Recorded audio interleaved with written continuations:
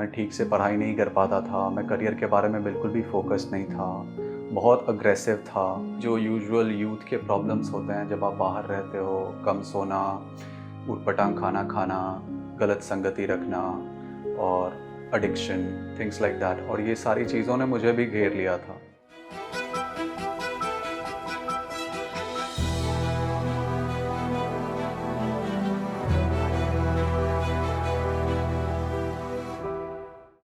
नमस्कार सभी को, मेरा नाम अनीश कुमार वत्स है। मैं बेगूसराय, बिहार से रहने वाला हूँ और मैं लगभग 1.5-2 साल से मेडिटेशन कर रहा हूँ। मेडिटेशन के बारे में मुझे तब पता चला जब मेरी मॉम ने अपना एक मेडिटेशन सेंटर खोला, वहीं बेगूसराय, बिहार में, हमारे घर पे ही। मैं 2013 से ही अपने घर से बाहर आंध्र प्रदेश में रह रहा था।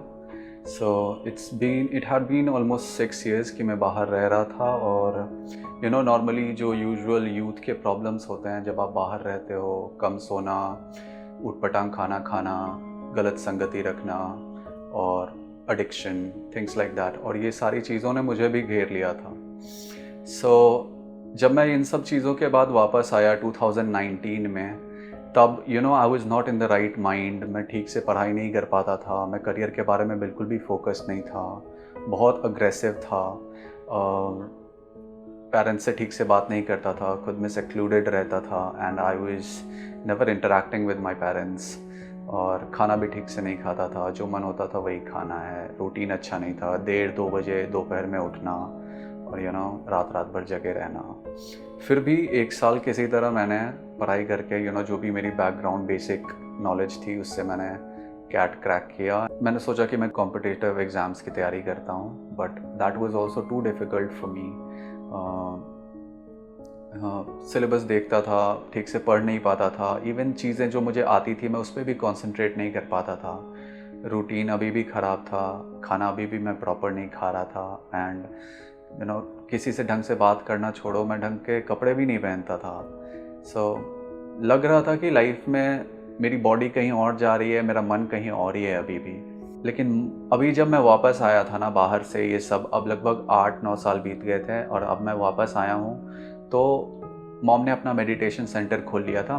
मॉम पीएमसी हिंदी से जुड़ी थी, एंड उन्होंने अपना एक्सपीरियंस शेयर किया, उन्होंने पत्री जी से मिला, and she became a master in Bihar, and वो सबको ध्यान सिखा रही थी। उन्होंने रेगुलर शाम को सबके आसपास मोहल्ले के लोग, फ्लैटमेट, सबको ध्यान कराना शुरू किया और मैं भी उससे जुड़ा।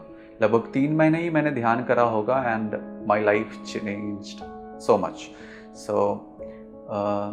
मैं जो एग्ज़ाम्स मैंने पहले अटेम्प्ट किए थे, बहुत ख़राब परफॉर्म किया था, उन सब में धीरे धीरे मैंने पढ़ाई करना शुरू किया और एक सेग्रीगेटेड तरीके से पढ़ाई करी। स्लोली मैं अपना हेल्थ सुधारा। I had almost become 90 kgs का हो गया था मैं, और you can see me now, अभी मैं 72 kgs का हूँ। तो ये सब कुछ लगभग रेगुलर ध्यान करना, और धीरे धीरे मेरा पढ़ाई इतना अच्छा हो गया। मैं 6 घंटे 8 घंटे पढ़ता था और फिर भी मुझे लगता था मैं और पढ़ सकता हूँ। तो ये ऐसा होता था ना कि मुझे लग रहा है कि ये चीज़ें आसान हैं और मैं और पढ़ सकता हूँ, लेकिन नहीं पढ़ पा रहा हूँ, बिकॉज़ आप में उतनी ना स्पिरिचुअल एनर्जी नहीं है। तो फिर ये चीज़ें जब आप ध्यान करते हो, वो आपको इतने स्टेबल कर देता है, आपको इतना शार्प बना देता है, आपके वाइब्रेशन उस लेवल पे आ जाती है जहाँ पे आप जो चीज़ें सिलेक्ट कर पाना चाहते हो लाइफ में, आप वो सिलेक्ट कर पाते हो।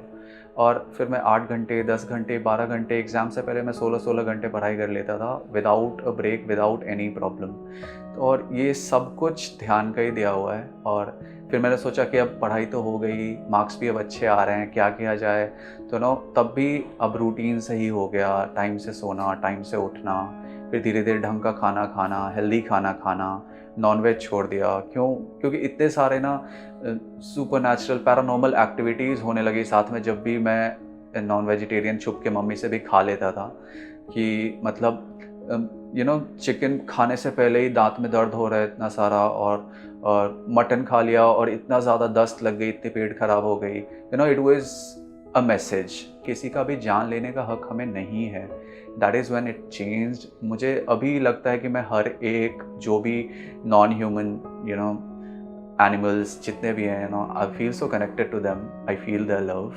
कि मैं ध्यान तो करता था बिकॉज मैं जानता था कि ध्यान अच्छी चीज़ है और बहुत समय से चली आ रही है। गौतम बुद्ध के लैंड से हम बिलोंग करते हैं, बिहार से। सो इट्स नॉर्मल कि हम जाने कि हाँ, ध्यान अच्छी चीज़ है। लेकिन ना कि इसमें पत्री जी का क्या देन है, ये मैं एक्सप्लेन नहीं कर सकता। कि जब मैं अपने टारगेट सेट कर लेता था ना, और कभी मैं सोने के लिए चला गया और मैंने अपने टारगेट्स अचीव नहीं किए, नींद में ज़ोर ज़ोर से जय जय हो बोल के पत्री जी उठा देते थे। एंड देन बोलते कि चलो अपना पढ़ाई करो, काम करो। धीरे धीरे करके वो मेरे एक एक टारगेट्स मीट करवाते थे। इवन लाइफ में इतनी सारी चीज़ें जो मैं ऑलरेडी, मेरे अंदर टैलेंट है, जो मैं बिगिन कर चुका हूँ, उन चीज़ों को मैं अचीव नहीं कर रहा हूँ, मैं देख भी नहीं पा रहा हूँ कि वो मेरा हिडन टैलेंट है। उन चीज़ों के लिए वो हैंड होल्डिंग करते हैं, वो आपको स्टेप बाय स्टेप बताते हैं कि आप क्या क्या कर सकते हो। लाइफ में जब आप ज़्यादा आगे बढ़ने लगो या हेस्ट करने लगो, किसी चीज़ की तरफ ज़्यादा भागो, उसके लिए रोकते भी हैं। जो लाइफ मैंने बर्बाद कर दी थी 18, 19, 20 साल की उम्र में, that has come back to me. और अब साथ में मेरे पत्री जी हैं और मुझे पता है कि मैं कुछ बहुत अच्छा ही अचीव करूँगा। इवन थिंग्स लाइक छोटी छोटी चीज़ें ना, कि मैं सोचा कि अब मेरी वाइफ प्रेग्नेंट है, उनकी डिलीवरी का डेट आ रहा है, मुझे लगा कि नहीं, मुझे थोड़ा सा खुद तो एक पर्सनल इनकम होनी चाहिए कि मैं फैमिली को सपोर्ट कर रहा हूँ, अपने बेबी के लिए कुछ कर पाऊँ। I just asked one day कि अगर मेरे पास ट्यूशन्स होते तो अच्छा हो जाता, मैं ट्यूशन्स कम से कम पढ़ा सकता हूँ। 2-3 दिन नहीं बीते होंगे, लोग खुद मेरे पास आ रहे हैं कि ट्यूशन्स, और कैसे उन्हें ये इंट्यूशन हो जाएगा कि नहीं, अब ये ट्यूशन्स पढ़ा सकता है। टेलीपैथी या फिर जो भी चीज़ें आप आगे के बारे में प्रीएम्प्ट कर पाना चाहते हो, आप जहाँ भी जा रहे हो उसके बारे में आपको जैसे भी प्रिपेयर होना है, स्पिरिचुअली, मेंटली, फिजिकली, वो सारी चीज़ें आपको मेडिटेशन में आप अर्जित कर लेते हो। वो सब चीज़ें आपको मिलती हैं। और उन्होंने सबसे ध्यान का जो सबसे सिंपलेस्ट, बिना किसी कस्टम, बिना किसी रिचुअल वाला जो मेथड है आनापानासती ध्यान, वो हमें सिखाया है।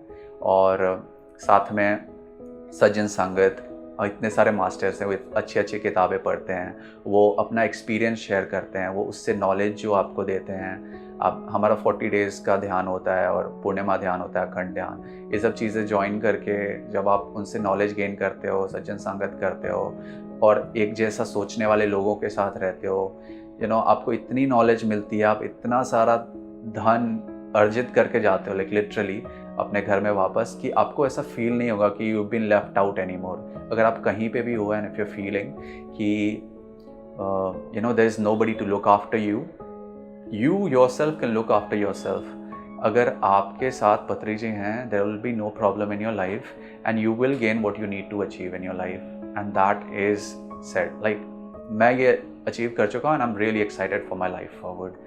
एक मैसेज मैं देना चाहूँगा, पत्री जी बहुत सिंपलिस्टिकली कह देते हैं कि my dear friends, masters and God's.